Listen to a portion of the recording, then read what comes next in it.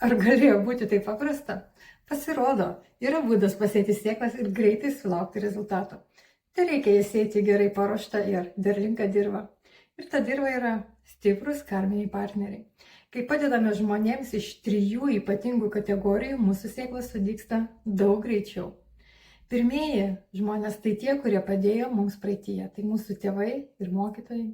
Antroji kategorija - tie, kurie padeda daugeliu žmonių, tai gydytojai, mokytojai, mentoriai. Ir trečioji grupė - tie, kurie šiuo metu išgyvena labai sunkią situaciją ir tik tai mes galime jiems padėti.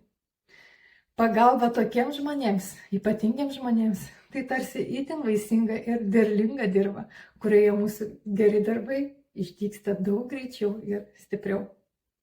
Tai gali būti vertinga ir kitiems, pasidalink šiuo įrašu ir pasiek savo stiprias karmines sėklas.